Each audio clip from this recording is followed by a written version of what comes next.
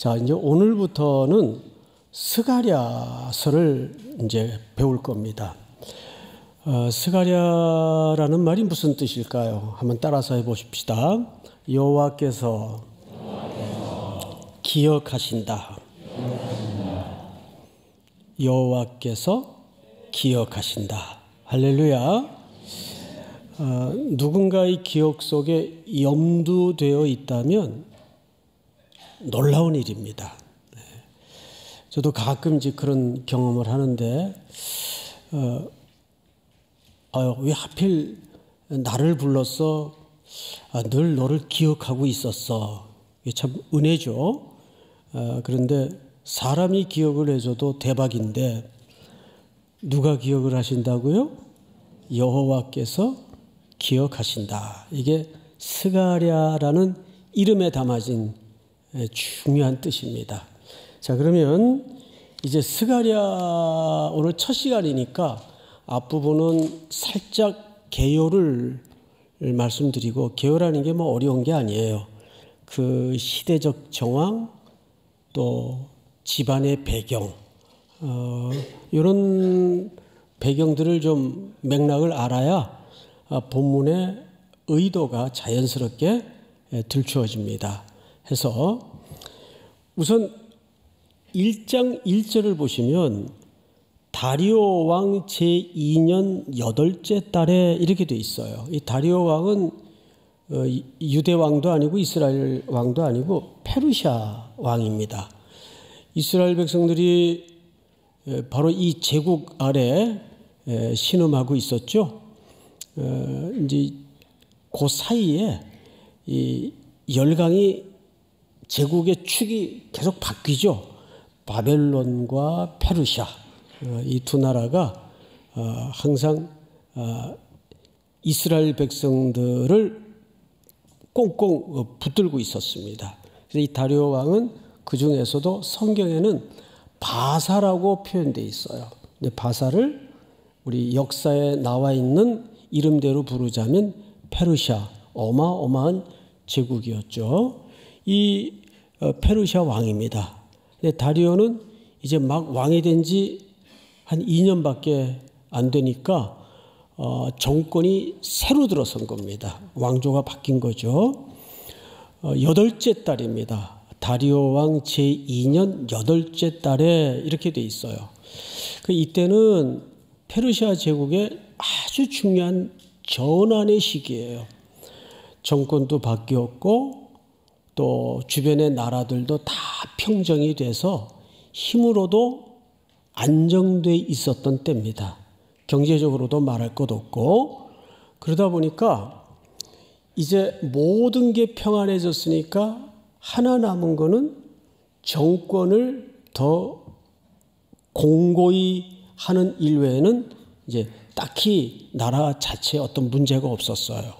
반면에 제국은 그렇게 평화를 구가하고 있는데 거기에서 풀려난 히브리 유다 백성들은 예루살렘으로 성전 재건이라는 목적을 가지고 돌아와 보니까 자, 재정이 옳게 있어요. 또 그것뿐만 아니라 주변의 잡다한 족속들이 의심의 눈초리를 가지고 이 사람들 제국에서 벗어나려고 독립하려고 성곽을 쌓는 건 아닐까. 계속 방해를 합니다. 찝쩍거려요. 힘들죠. 피로감이 누적이 돼요. 게다가 결정적인 것은 그 옆에 나라들 역시 페르시아 제국의 속국들인데 시기와 불안한 이 변화 때문에 유다 백성을 페르시아 제국에다가 고소를 해요. 이 사람들 돌아와가지고 뭐 이상한 짓들 하는데 이거 허락한 거 맞습니까? 선조왕 때 허락했다는데 이게 사실입니까? 그래서 계속 문건을 올려가지고 방해 공작을 합니다. 고발을 합니다. 그러다 보니까 공사가 중단이 돼요. 무려 16년에서 17년 동안 중단이 됩니다. 이게 굉장히 이스라엘 백성들에게는 데미지였어요. 에이, 그냥 우리 민족이 그러면 그렇지 뭐 되는 일이 하나도 없네. 이참에 그냥 손 놓자 하고 중단된 지가 16년, 17년을 넘어가고 있던 때입니다. 이것이 그들에게는 굉장히 상처여 좌절이 됐어요. 그런데 이때 하나님께서 누구를 보냈냐 하면 학개라는 선지자를 보내요. 손 놓고 있는 유다 백성들을 위해서 학개라는 선지자를 보냅니다. 그래서 그 선지자가 와서 무슨 얘기를 하는가를 우리 자막을 통해서 좀 보십시다. 다리오 왕 제2년 6째 달 곧 그 달 초하루에 여호와의 말씀이 선지자 학개로 말미암아 스알디엘의 아들 유다 총독 스룹바벨과 여호사닥의 아들 대제사장 여호수아에게 임하니라 이르시되 2절 만군의 여호와가 이같이 말하여 이르노라. 이제 학개 선지자의 메시지입니다.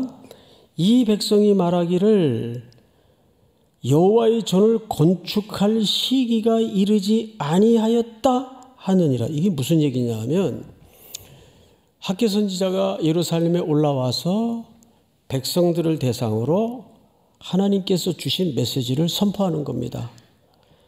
너희들이 아직 여호와의 전을 건축할 시기가 이르지 않았다고 공사를 중단하고 손을 놓는 핑계거리를 찾았구나. 우리는 표면적으로 볼 때는 이렇게 재정도 어렵고 인력도 부족하고 뿐만 아니라 특별히 주변 잡다한 족속들의 방해 공작과 고소 고발이 이어지니까 백성들 사이에서는 자연히 지금은 시기가 아닌가 보다. 조금 너무 이른 감이 있다 해서 공사를 중단한 줄 알았어요. 그런데 학개 선지자가 하나님의 말씀을 통해서 고발하기를 이 백성이 말하기를 여호와의 전을 건축할 시기가 이르지 아니하였다 하느니라. 3절 여호와의 말씀이 선지자 학개에게 임하여 이르시되 이 성전이 황폐하였거늘 너희가 이때에 판벽한 집에 거주하는 것이 옳으냐. 여기 판벽이라는 말을 좀 잘 안 쓰는 단어죠. 이 단어는 무슨 뜻인가 하면 화려한 이 뜻입니다. 화려한. 그러니까 이걸 이제 종합적으로 풀자면 학개 선지자가 이렇게 얘기한 거예요. 너희들이 아직 공사할 때가 너무 이르다. 방해 때문에 도저히 할 수가 없다. 그래서 공사를 지금 16년, 17년째 머뭇거리고 중단하고 있는데 그거 다 핑계다. 이때 너희 집은 화려하게 치장하고 이태리 대리석에 이걸로 꾸미고 살면서 하나님의 집은 이렇게 처참하게 황폐하게 그대로 두는 것이 옳으냐. 깜짝 놀랐어요. 단순히 주변의 외부 조건 때문에 공사가 중단된 줄 알았는데 사실상 유다인들에게는 들키고 싶지 않은 속내가 들켜진 거예요. 그렇게 공사가 16년, 17년 동안 중단이 된 겁니다. 그리고 이제 끄트머리 14절로 건너뛰어서 보십시다. 여호와께서 스알디엘의 아들 유다 총독 스룹바벨의 마음과 이거 전부 지도자 그룹을 얘기하는 거예요. 여호사닥의 아들 대제사장 여호수아의 여기 여호수아는 여호수아서에 나오는 그 여호수아가 아니고 동명이인이에요. 대제사장 여호수아의 마음과 남은 모든 백성의 마음을 감동시키심에 그러니까 지도자들의 마음과 백성들의 마음을 감동시켰어요. 뭘로요? 하나님의 말씀으로.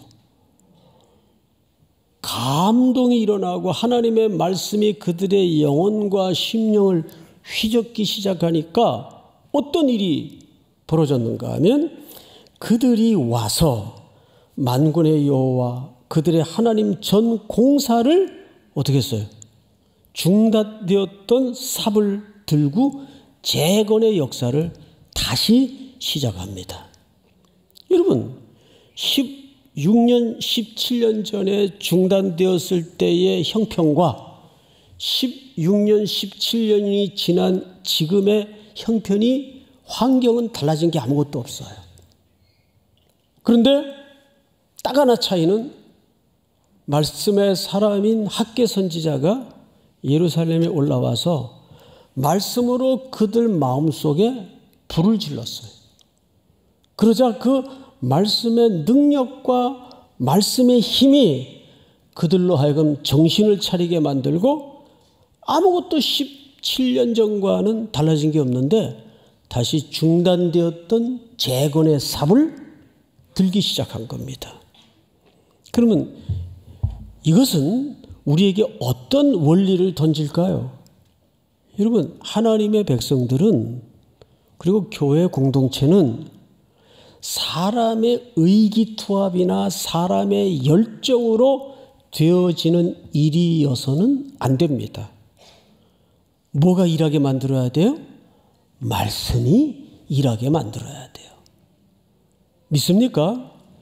그래서 사도 바울이 에베소 사역을 마치고 해변가에서 에베소 장로님들과 함께 작별 인사를 할 때도 교회를 장로님들의 리더십에 맡기지 않았어요. 하나님의 말씀께 부탁한다 그랬어요. 믿습니까? 이것이 오늘 이 메시지를 통해서 꺼내 들어야 될 첫 번째 원리예요. 여러분들의 인생을 누가 이끌어가도록 순종해야 될까요? 말씀이 이끌어가도록 순종해야 됩니다. 믿습니까? 교회는 담임 목사의 영향력이나 당회의 리더십으로 좌지우지돼서는 안 됩니다. 교회도 뭐가 이끌어가야 될까요?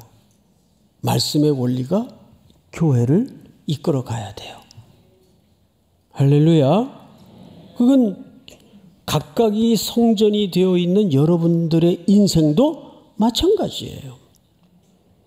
죽어나왔기는 우리 3일의 성도들의 모든 인생과 우리 3일교회 공동체는 말씀이 움직이는 공동체가 되기를, 성도들이 되기를 축원하고 축복합니다. 자, 그런데 1절을 다시 보세요. 다시 보시면 다리오 왕 제2년 8째 달에 스가랴에게 하나님의 말씀이 임해요. 근데 아까 보니까 학개 선지자가 언제 왔어요? 1장 1절을 한번 볼까요? 학개서 보시면 다리오 왕 제2년 몇째 달. 그러면 이 본문을 그대로 좀 띄워두십시오. 오늘 스가랴서 1장 1절과 비교를 해보면 불과 몇 달 사이입니까? 2달 사이예요. 자, 잘 생각해 보세요.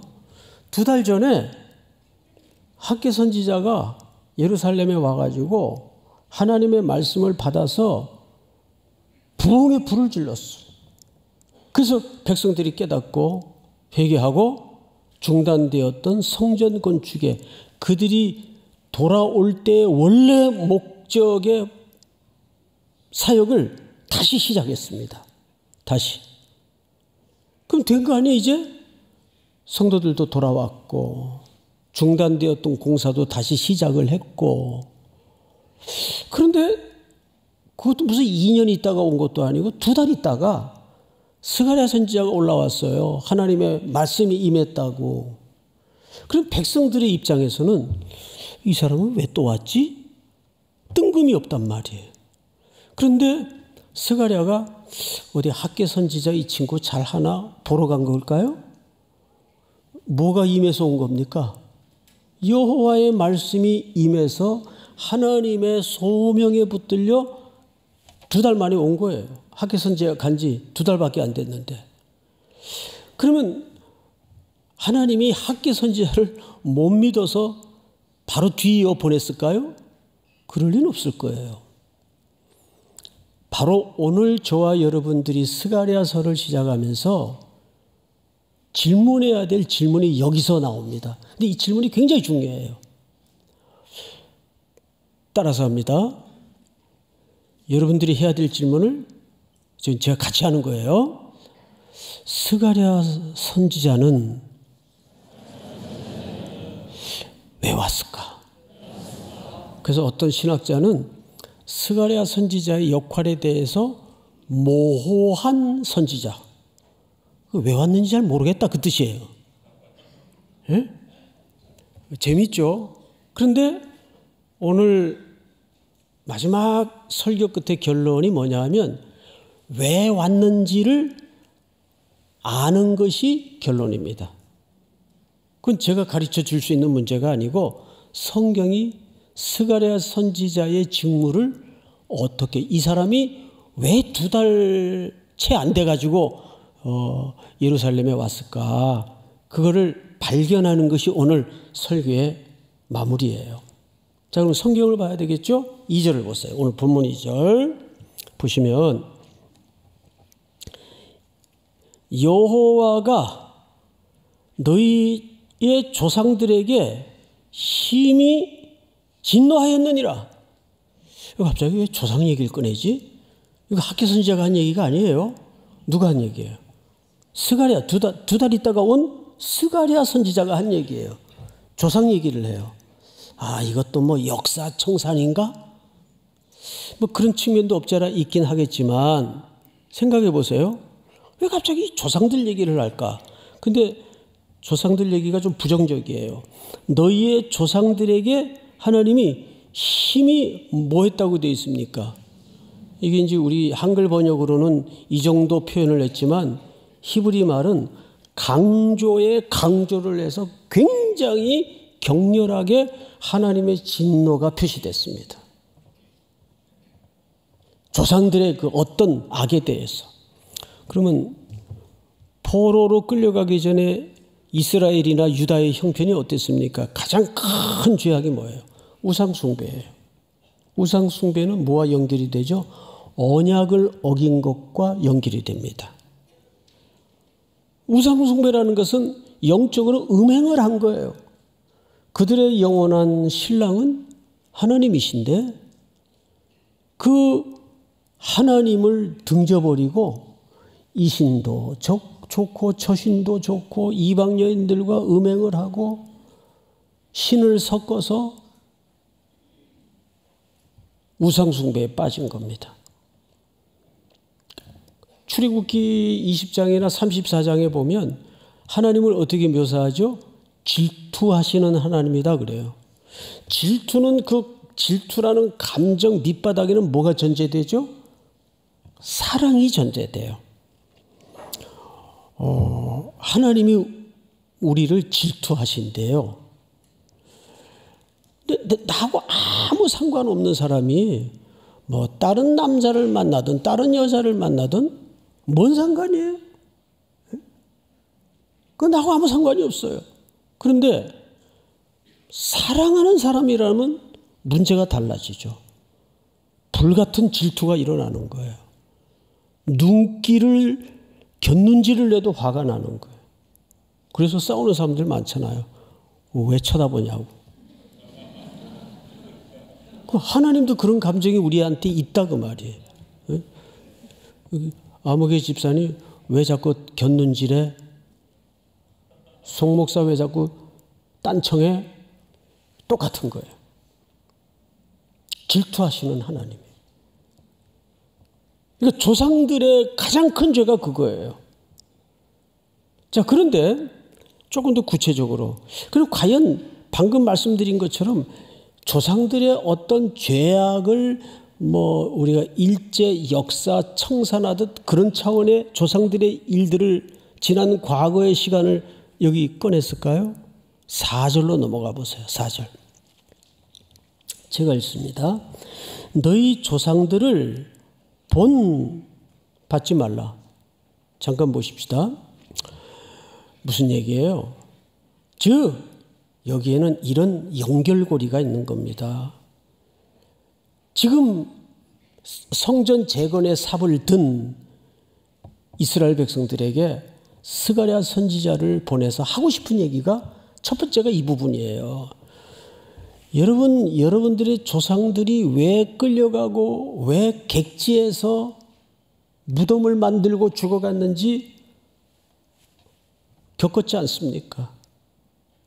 그들의 죄가 무엇인지 알지 않습니까? 근데 왜 여기서 그 후손들에게 본받지 말라고 그랬을까요?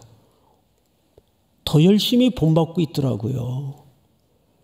그들이 그 끔찍한 고난의 역사를 자기들의 조상과 함께 그 이방 땅에서 수많은 고난 가운데 겪어놓고도 그거를 온몸으로 역사 속에 체득을 해놓고도 그들이 돌아와서 하는 일들을 보니까 조상들이 걸어서 하나님 앞에 진노를 받았던 그 길을 똑같이 답습하더라 그 말이에요.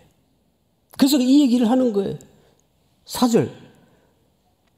너희 조상들을 본받지 말라. 옛적 선지자들이 그들에게 외쳐 이르되, 옛적에 포로로 끌려가기 전을 얘기합니다. 그들에게 수많은 선지자들이 보내어져서 그렇게 하면 안 됩니다. 돌아와야 됩니다. 끊어내야 됩니다. 우상 숭배는 죄입니다. 하나님이 진노하십니다. 끊임없이 하나님에 대해서 귀에 피가 나도록 선포하고 가르쳤지만 어떻게 했어요? 4절 하반절 볼까요? 그들에게 외쳐 이르되 만군의 여호와께서 이같이 말씀하시기를 너희가 악한 길 악한 행위를 떠나서 돌아오라 하셨다 하나 그들이 듣지 아니하고 내게 귀를 기울이지 아니하였느니라. 여호와의 말씀이니라. 무슨 얘기입니까? 사랑하는 이의 그 애끓는 호소와 돌아오라는 초대 앞에, 프로포즈 앞에 관심도 기울이지 않았다 그 말이에요. 그 얘기를 하는 거예요. 근데 그래서 너희 조상들이 고향 땅을 떠나 그런 형벌의 세월을 겪은 걸 너희들이 후손으로 거기에서 보고 느끼고 배우면서 왜 돌아와서 똑같은 걸음을 똑같은 악행을 답습하고 본받고 있느냐 그 말이에요. 얼마나 무서운 얘기입니까? 그러니까 스가랴 선지자는 중단되었던 성전 재건의 목적이 있는 게 아니라 여전히 답습하고 있는 그 다음 세대들의 악행에 대해서 피를 토하는 마음으로 설명하고 있는 거예요. 성경을 다시 보십시다. 5절. 너희 조상들이 이제 여기서부터 스가랴가 그 돌아온 다시 재건의 삽을 든 이스라엘 백성들에게 세 가지 질문을 해요. 첫 번째 질문이 뭐냐 하면 너희 조상들이 어디 있느냐? 이거 장소를 얘기해요. 어디 있어요? 그 질문을 여러분들에게 지금 해볼게요. 이 히브리인들의 조상들이 지금 어디 있습니까? 다 죽었어요. 근데 어디서 죽었어요? 바벨론 땅에서. 고향으로 돌아오지도 못하고 이방의 객이 되어서 고난의 역사를 온몸으로 겪다가 하나님의 징벌을 받다가 성전이 있는 고향 땅으로 돌아오지도 못하고 이방 땅에서 무덤을 만들고 죽어갔어요. 그 얘기를 하는 거예요. 너희 조상들이 지금 다 어디 있느냐? 두 번째 질문이 뭔지 아세요? 잘 보세요. 두 번째 질문. 또 선지자들이 영원히 살겠느냐? 이게 무슨 얘기예요? 이 말은 너희 조상들에게 하나님이 수많은 주의 종들을 보내서 얼마나 설득했고 얼마나 설명했냐? 얼마나 기회를 주었냐? 그런데 그 선지자들 다 어디 있냐? 선지자들 다 어디 있어요? 다 죽었어요. 모세도 가고 엘리야도 가고 동열이도 가고 다 갔어요. 종범이도 가고 이거 유명한 이야기죠. 다 죽었어요. 그러면 그게 무슨 뜻일까요? 그래서 성경은 이게 언어라는 체계로 썼기 때문에 문학적 이해가 있어야 돼. 이 얘기는 그들도 유한한 존재이기에 선포하고 지나가고 경고하고 지나가고 영원히 남아서 선지자 노릇한 선지자가 없지 않냐. 그러니까 그게 무슨 얘기입니까? 기회는 영원하지 않다 그 말이에요. 기회는 유한하다 그 말이에요. 때가 있다 그 말이에요. 지금 그 선지자들 다 어디 있느냐? 다 죽었어요. 다 지나갔어요. 세 번째 질문을 잘 보세요. 세 번째 질문. 6절. 내가 나의 종 선지자들에게 명령한 내 말과 내 법도들이 어찌 너희 조상들에게 임하지 아니하였느냐? 임했다는 얘기입니까? 임하지 않았다는 얘기입니까? 임했다는 얘기예요. 그 선지자들이 자기의 시대에 와서 패역과 우상숭배와 언약을 섬기던 백성들에게 경고를 하고 돌아오라고 촉구하고 하나님의 애끓는 마음을 선포하다가 다 죽었어요 지금. 그런데 선포한 그 사람은 역사의 무대 뒤로 사라졌지만 그들이 선포했던 하나님의 말씀은 역사 속에서 실증적으로 열매를 맺었냐 안 맺었냐, 성취가 됐냐 안 됐냐, 그 얘기를 하는 거예요. 성취됐어요 안 됐어요? 성취됐잖아요. 경고대로 돌아오지 않으면 어떤 대가를 치를 것인가를 선포했는데 그대로 실증적으로 이들이 겪었습니까 안 겪었습니까? 지금도 겪고 있고. 그러니까 여기 뭐가 강조된 거죠? 하나님의 말씀이 언제 틀림이 있는 적이 있더냐? 하나님의 말씀은 그대로 반드시 성취된다는 것을 계속해서 강조하고 있어요. 첫 번째 원리가 뭐죠? 말씀이 일하도록 하라. 그러니까 교회에 어떤 일이 벌어지더라도 사람의 도모와 의기투합으로 되어질 수 있는 일은 없어요. 말씀이 먼저 그 사람들의 교회 공동체에 심령을 감화시키고 움직여야 일이 되게 돼 있습니다. 근데 계속해서 스가랴 선지자가 백성들에게 왜 너희 조상들의 죄악을 그 실증을 보면서도 똑같이 답습하느냐? 너희 조상들이 지금 어디 있느냐? 선지자들이 지금 어디 있느냐? 그리고 그 선지자들이 선포했던 말씀이 지금 그대로 성취되지 않은 게 어디 있냐? 그대로 성취되었다 지금. 그러면서 마저 보십시다. 6절. 내가 나의 종 선지자들에게 명령한 내 말과 내 법도들이 어찌 너희 조상들에게 임하지 아니하였느냐? 그러므로 그들이 돌이켜 이르기를 만군의 여호와께서 우리 길대로 우리의 행위대로 우리에게 행하시려고 뜻하신 것을 우리에게 행하셨도다 하였느니라. 그제서야 알아먹어요. 우리가 행한 대로 지금 보응을 받고 있습니다. 우리가 행한 대로 갚음을 받고 있습니다. 그러면 결국 너희들 말 안 들었더니 이렇게 됐지? 이거 확인하려고 스가랴 선지자가 2달도 안 돼가지고 와가서 이 얘기를 하고 있는 걸까요? 아니에요. 그래서 오늘 이 6절 속에서 해석하지 않는 본문이 딱 한 절이 있어요. 3절입니다. 3절을 전체가 한번 다 같이 시작.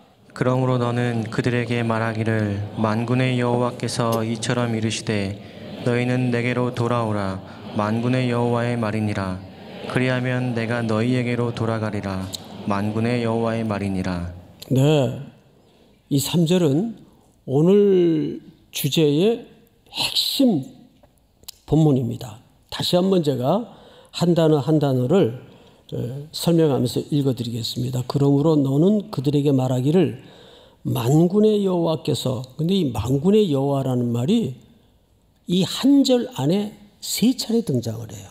만군의 여호와, 만군의 여호와, 만군의 여호와. 만군의 여호와라는 것은 하나님과 묘사된 표현으로서 군사적 용어입니다. 그러면 군대에서 제일 절대적 덕목이 뭐예요? 예? 우리 남자분들 뭐예요? 군대에서 제일 절대적 덕목이 뭐예요? 절대복종입니다. 절대복종. 그러면 이 만군의 여호와라는 말을 왜 썼을까요? 이스라엘 백성들의 타락이 어디서부터 시작이 됐죠? 복종하지 않아서 그래요. 순종하지 않아서 그래요. 성경을 잘 보십시다. 3절. 그러므로 너는 그들에게 말하기를 만군의 여호와께서 이처럼 이르시되 너희는 내게로 돌아오라. 여기 돌아오라 할 때는 슈브라는 단어를 썼어요.